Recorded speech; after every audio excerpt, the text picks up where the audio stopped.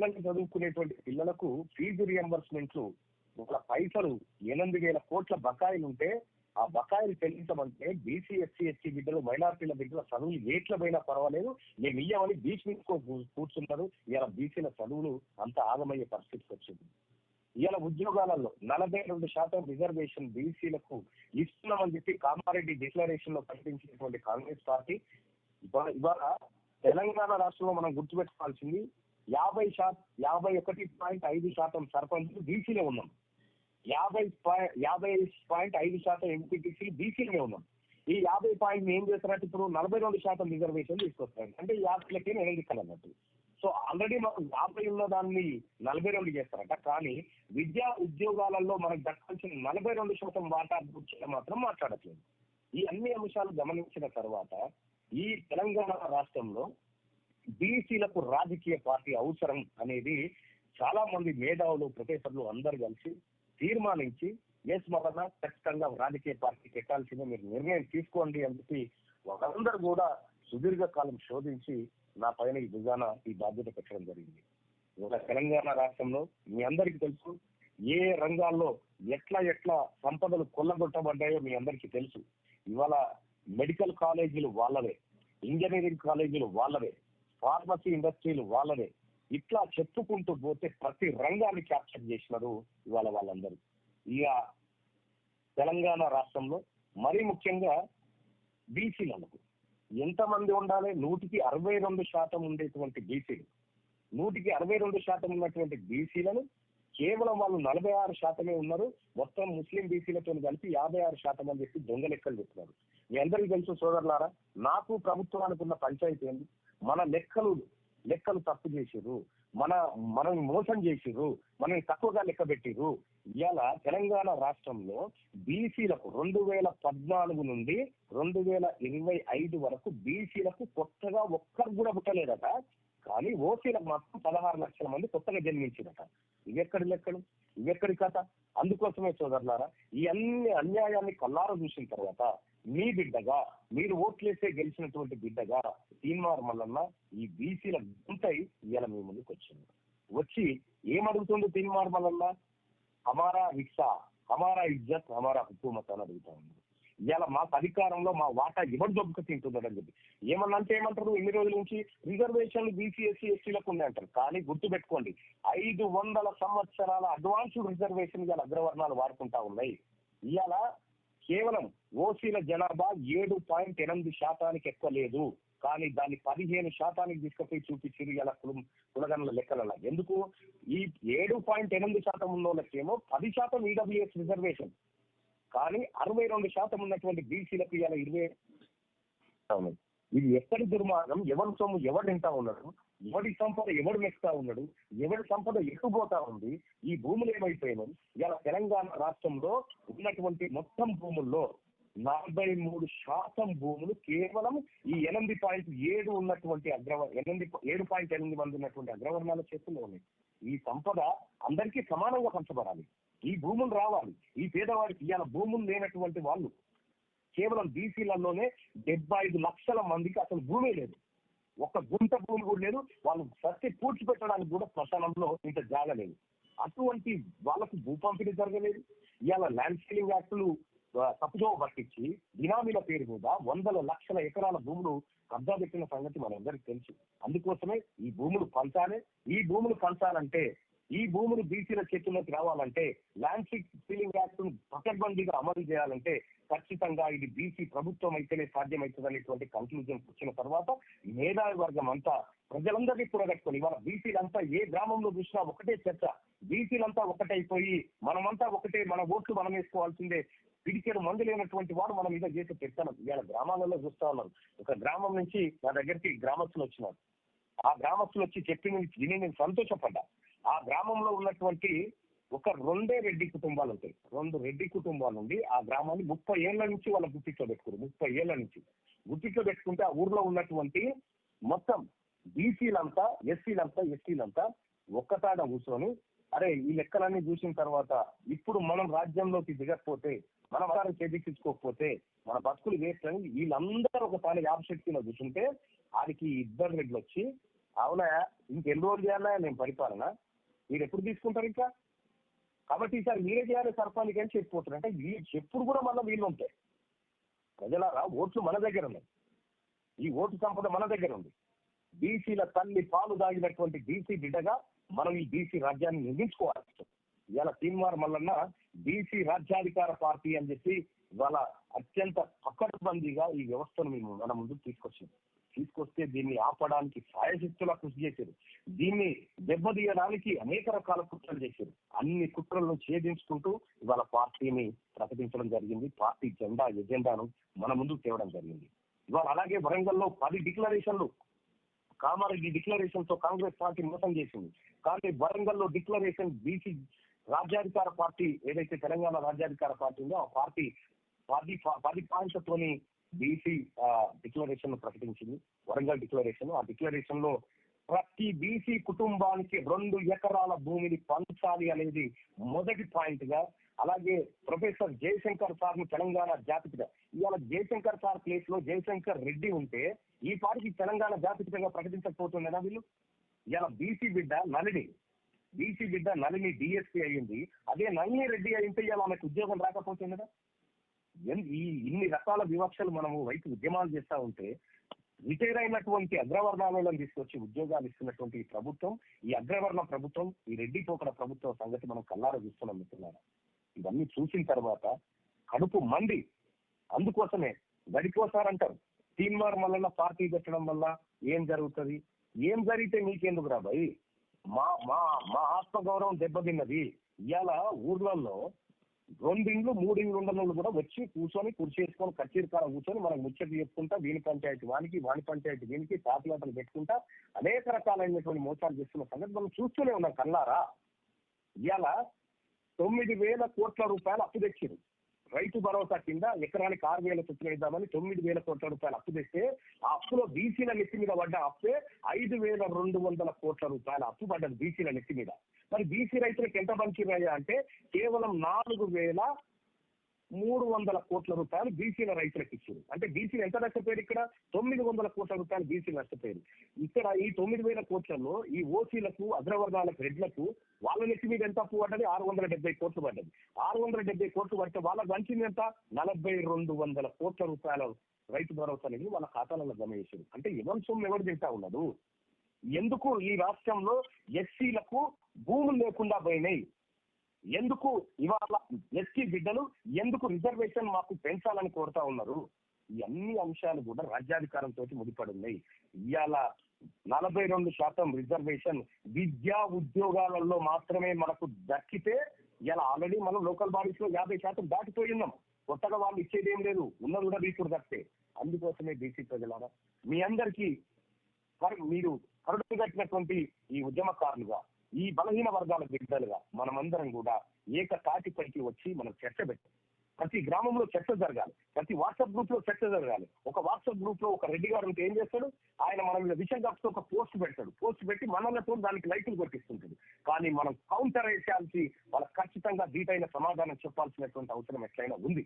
అనుకో పిడికేడు మంది లేనోడు మనల్ని ప్రభావితం చేస్తున్నప్పుడు తెలంగాణ రాష్ట్రంలో 2.5 కోట్ల మంది ఉన్నాం. ఇవాళ సమగ్ర కుటుంబ సర్వే, కుల సర్వే అని చేసి తెలంగాణ రాష్ట్రంలో బీసీల జనాభా కేవలం 2 కోట్ల పరిమితం చేశారు. బీసీల జనాభా ఉండాల్సింది 2.5 కోట్ల మంది. ఈ 51 లక్షల మంది బీసీలను లెక్కల్లోనే పంపిపారేసింది ఈ సర్కార్. అందుకోసమే మనము మన వాటా తేలాలన్నా అంటే బీసీలను లెక్క, తెలంగాణ రాష్ట్రంలో ఎన్ని కుక్కలు ఉన్నాయి, ఎన్ని పందులు ఉన్నాయి, ఎన్ని గాడిదలు ఉన్నాయో లెక్క పెట్టిన ఈ ప్రభుత్వాలు కానీ ఎంతమంది బీసీలు ఆకలితో అనుమతిస్తున్నారు, ఎంతమంది బీసీ బిడ్డలకు ఉద్యోగాలు లేదు, ఎంతమందికి పూటగతి లేదు, ఎంతమందికి కనీస జీవనోపాధి లేదు, ఎంతమంది ఆత్మహత్యలు చేసుకుంటున్నారు, ఎంతమంది చావులు త్యాగాలు చేస్తా ఉన్నారు. ఈ లెక్కలు ప్రభుత్వాల దగ్గర లేవు. ఈ లెక్కలు పెట్టమని కోరితే, ఈ లెక్కలు పెట్టమని చెప్పి కోరితే నేను ప్రభుత్వం మీద ఒత్తిడి చేస్తే ఇదే జానారెడ్డి గారు, ఈ రెడ్డి సామాజిక వర్గానికి సంబంధించిన జానారెడ్డి గారు వాళ్ళ సీఎం ఆఫీస్ లో కూర్చొని వీళ్ళకి 42% రిజర్వేషన్ ఎగబెడదామని నా కళ్ళ ముంగడు చెప్తే నేనే ఉగ్ర నరసింహ అవతారం పెట్టి నువ్వు చేస్తుంది తప్పని ఖండించడం జరిగింది. నా బీసీలకు అన్యాయం జరిగితే ఎట్టి పరిస్థితులు ఊరుకోనని చెప్పడం జరిగింది. ఇవాళ సోదరులారా, ఆత్మగౌరవం నిలబెట్టడం కోసం, మన ఆత్మగౌరవాన్ని నిలబెట్టడం కోసం ఇలా శక్తి వంచన లేకుండా తెలంగాణ రాజ్యాధికార పార్టీ మన పార్టీ ఇలా పోరాటం చేస్తా ఉంది. ఈ పోరాటానికి మద్దతుగా నిలుస్తూ మీరందరూ కూడా ఏది కార్యకర్తలుగా ఎన్రోల్ చేస్తున్నటువంటి మీ అందరికి కూడా నేను చెప్తా ఉన్నా, ఇది ఒక్కరితో ఇద్దరితో కాదు, మన చుట్టుపక్కల ఉన్నటువంటి అందరితో, మన చుట్టుపక్కల ఉన్న మిత్రులతో, బంధువులతో అందరితో డిస్కషన్ పెట్టండి. ఎవరి సొమ్ము ఎవరు తింటా ఉందో లెక్కలతో సహా నేను నిరూపించడానికి సిద్ధంగా ఉన్నాను, సవాలు చేయండి. ఆ సవాల్ను ఎదుర్కోవడానికి మనం సిద్ధంగా ఉన్నాం. సోదరులారా, ఈ పోయేటువంటి క్రమంలో ఎన్ని బాధలు వచ్చినా ఇప్పటికీ నా పైన 4 సార్లు హత్యాయత్నాలు జరిగినాయి. ఏ రోజు కూడా ఈ దొంగల ముఠాకు అగ్రవర్ణ ప్రభుత్వాలకు తల వంచకుండా బీసీల కోసం నికార్సుగా నిలబడి కొట్లాడినా ఇవాళ తీన్మార్ మల్లన్న మీరు చూడండి 1952 నుంచి 2025 వరకు రెడ్డి మంత్రి లేకుండా ప్రమాణ స్వీకారం జరిగింది. మొట్టమొదటిసారి మొన్ననే జరిగింది. అలాగే ఒక్క రెడ్డికి కూడా మంత్రి పదవి పోకుండా నేను పోరాటం చేశా. ఇవాళ ఎమ్మెల్సీ పదవులు కూడా ఒక్కటి కూడా అగ్రవర్ణాలకు దక్కకుండా మొత్తం బీసీలకి అన్ని పార్టీలు ఇచ్చే విధంగా మన వాయిస్ బలంగా వినిపించినాం. ఇవాళ మనం అంతా కార్యకర్తలమై పోరాడుతున్నాం, మన వాయిస్ వినిపిస్తున్నాం కాబట్టే ఇవాళ ప్రభుత్వాలు గడుచుకొని బీసీలకు అవకాశాలు కల్పిస్తా ఉన్నాయి. అందుకే సోదరులారా, వీళ్ళు ఇచ్చేటి తాత్కాలిక తాయినాలు మాత్రమే. వీటికి లొంగిపోడి మనం ఏదంటే ఒక పెద్ద గద్దను పట్టడం, పెద్ద గద్దను పావురాలు నెరేసి మిగతా పావురాలను పట్టినటువంటి కార్యక్రమాలు చేస్తూ ఉంటారు. సోదరులారా, మన ఆత్మగౌరవం నిలబడాలన్నా, మన బిడ్డల కార్పొరేట్ చదువులు అందాలన్నా, మన పిల్లలకు కార్పొరేట్ వైద్యం అందాలన్నా ఇలా చూస్తా ఉన్నాం. ఏ స్కూల్లో చూసినా లక్షల ఫీజులు ఉన్నాయి. ఈ ఫీజులన్నీ ప్రభుత్వం ఎందుకు కట్టదు? మా పన్నులతోటి జమ ఇచ్చినటువంటి బడ్జెట్ నుంచి తీసి కట్టాలి. కానీ మన మేరకు ప్రైవేట్ ఎవరియా మల్లారెడ్డి కాలేజ్ ఎవరిది, పల్లారాజేశ్వరరెడ్డి కాలేజ్ ఎవరిది, టాప్ 100 ఇంజనీరింగ్ కాలేజీలు రెడ్లవి. ఇలా తెలంగాణ రాష్ట్రంలో 100 మంది ధనవంతుల జాబితా తీస్తే 99 మంది అగ్రవర్ణాలు ఉంటే 84వ స్థానంలో ఒక్క మన బీసీ బిడ్డ ఉన్నది. ఇది లెక్కలు. నిజంగా వీళ్ళు మనకు సేవ చేస్తే మన ఆస్తులు కదా పెరగాల్సింది, వీళ్ళ ఆస్తులు ఎట్లా పెరిగినాయి? వీళ్ళు నిజంగా మనకు భూ పంపిణీ చేస్తే మనకు భూమి ఉండాలి కదా, కానీ వీళ్ళ చేతిలో భూమి ఎట్లుంది? అందుకోసమే సోదరులారా, ఈ తెలంగాణ రాజ్యాధికార పార్టీ చివరి రక్తం బొట్టు వరకు తీన్మార్ మల్లన్న బీసీ రాజ్య స్థాపన కోసం పోతా ఉన్నాడు. 2028లో ఖచ్చితంగా బీసీ ముఖ్యమంత్రిని సింహాసనం మీద కూర్చోబెట్టడమే. బీసీల చేతికి అధికారం వస్తే సోదరులారా, ఒకే ఒక్క ఫస్ట్ బడ్జెట్ లోనే 1,00,000 కోట్ల రూపాయలు. మీరు కామారెడ్డి డిక్లరేషన్ లో కాంగ్రెస్ పార్టీ ఏం చెప్పింది?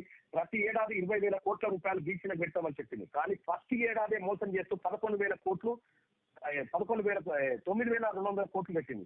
9,200 కోట్లలో ఖర్చు పెట్టింది ఎంత? కేవలం 2,500 కోట్లు ఖర్చు పెట్టింది.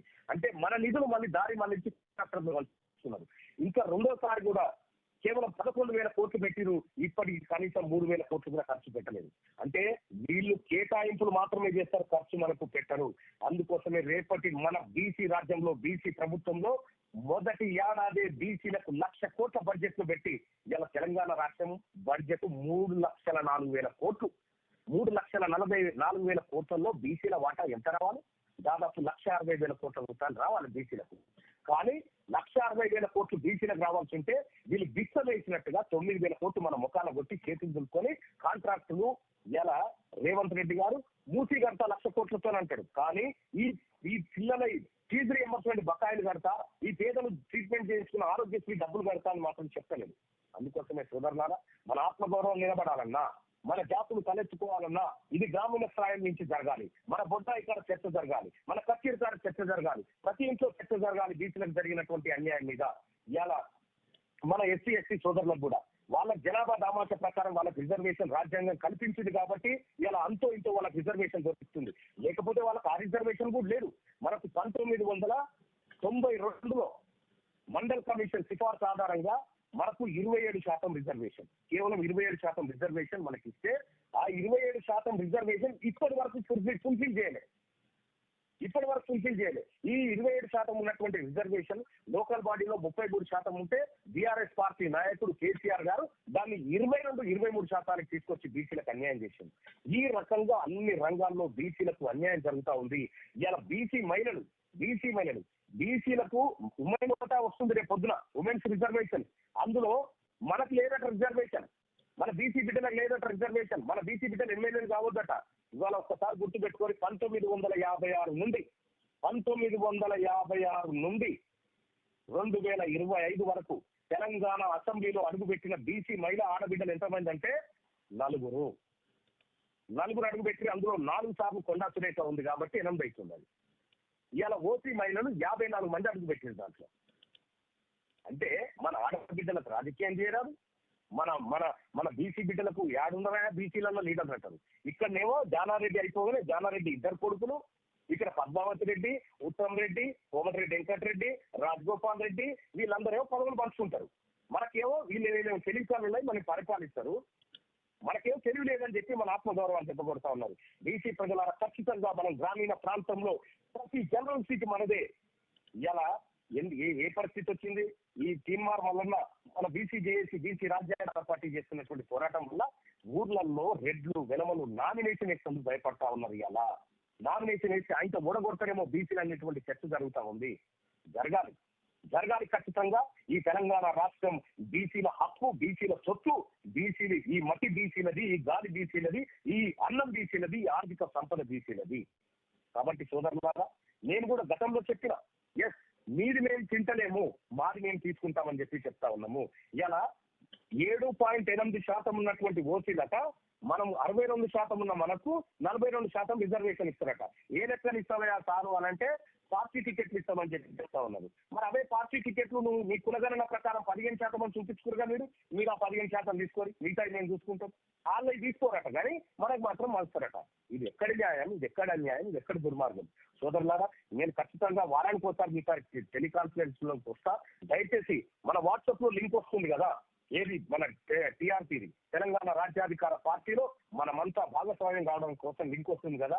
దయచేసి మన వాట్సాప్ గ్రూప్లలో మన ఫ్రెండ్స్ ద్వారా, మన బీసీల ద్వారా అందరినీ ఇందులో చేర్పించి భాగస్వామ్యం చేయండి అని చెప్పి తెలియజేస్తూ, దసరా తర్వాత భారీ స్థాయిలో ఒక భారీ ఉద్యమాన్ని ఈ బీసీ ప్రజానికం మన ముందుకు తీసుకురాబోతా ఉంది. దానికి అందరూ కూడా కార్యోన్ముఖులు కావాలని చెప్పి మనసారా కోరుకుంటూ, ఎవరైనా మిత్రులు నాతో మాట్లాడాలనుకుంటే దయచేసి లైన్ లోకి తీసుకోండి.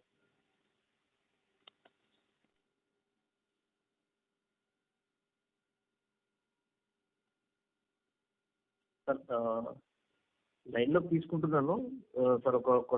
కొంతమంది హ్యాండ్ రైజ్ చేశారు, మనం లైన్ లో తీసుకుంటున్నాను. ఓకే,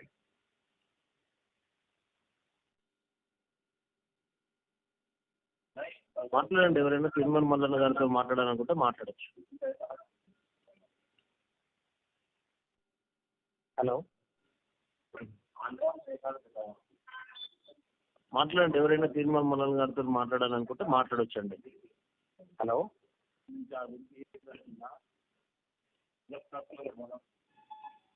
మాట్లాడండి.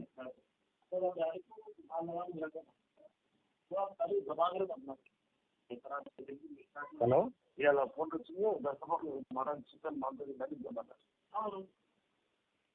Hello,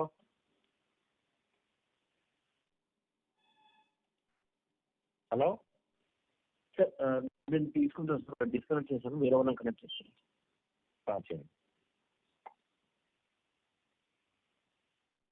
hello, మాట్లాడంటే మాట్లాడచ్చండి. సార్ నమస్కారం సార్. సార్ నమస్కారం. సార్ అంటే అది చిన్న ఆఫర్ ఇది నాది. కొంచెం పక్కకు రండి అన్న, అక్కడ బయట సైన్లు బతుకమ్మ సాంగ్స్ ఏమో వస్తుంది, కొంచెం పక్కకు. సరే సరే. అయితే మా నాన్నగారు మమ్మగారు చనిపోయి పిల్లలు చనిపోయారు. మా అమ్మగారు చెప్పండి. అమ్మగారు పిల్లలు చనిపోయారు 2017లో. అప్పటి నుంచి పోరాడుతున్న సమస్య అమౌంట్ రాలేమా అవి ఏమంటారు రావట్లేదు.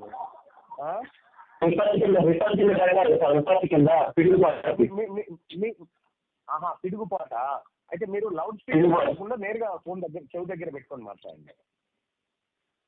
అంతే సార్ నేను. హలో, పిడుగుపాటకి సంబంధించినటువంటి పైసలు రాలేదా? మన ప్రజాపాలనకి వెళ్ళా కాగితం నాకు అని ఇప్పుడు పోయినా పని కాలేదు. మంత్రి దగ్గరికి వెళ్ళా. ఎక్కడికి వెళ్ళినా ఎక్కడన్నా మీది ఏ జిల్లా? సూర్యాపేట జిల్లా చింద్రపాలెం మండలం గుడిమల్కాపురం. ఫైనాన్స్ లో ఉన్నారు సార్ మా ఫైల్ ఇప్పుడు. చింతపాలెంలో చింతపాలెం చింతలపాలెం మండలం కదా? చింతపాలెం మండలం గుడిమల్కాపురం మరి. గుడిమల్కాపురం. ఎస్సీ సార్ మేము. ఓకే, అయితే నీకు సైదులన్నా నువ్వు ఒక్కసారి వీలైతే ఇక్కడ ఆఫీస్ రాగలుగుతావు ఒకసారి? ఎప్పుడు సార్ ఆఫీస్ ఎక్కడేమండి? వస్తా సార్ నేను. ఆఫీస్ అడ్రస్ కావాలంటే గూగుల్ సెర్చ్ లో క్యూ న్యూస్ ఆఫీస్ అడ్రస్ అని కొడితే లొకేషన్ వస్తుంది. సరే సార్. ఓకేనా? Thank you Saidul. రండి, నేను చూసుకుంటాను. ఓకే.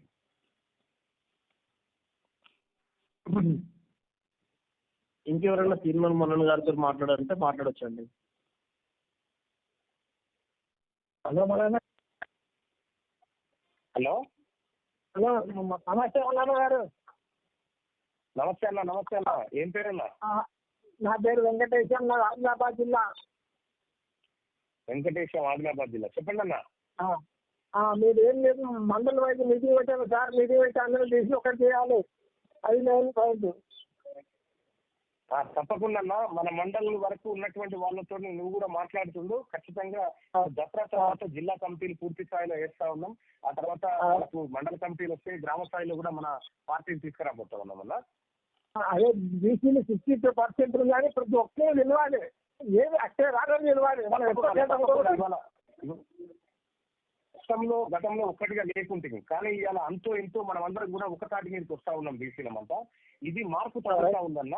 ఖచ్చితంగా 100% మనం ముందుకు వస్తుంది.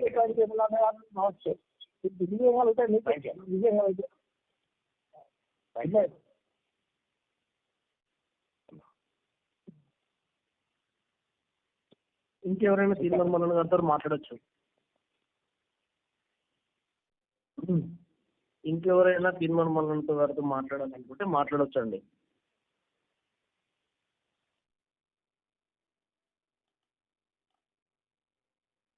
అందరికీ ధన్యవాదాలన్నా. మరొకసారి ఈ తెలంగాణ రాజ్యాధికార పార్టీ మన ఆత్మగౌరవం, మన వాటా, మన అధికారం వీటన్నిటిని ప్రతిబింబిస్తుంది.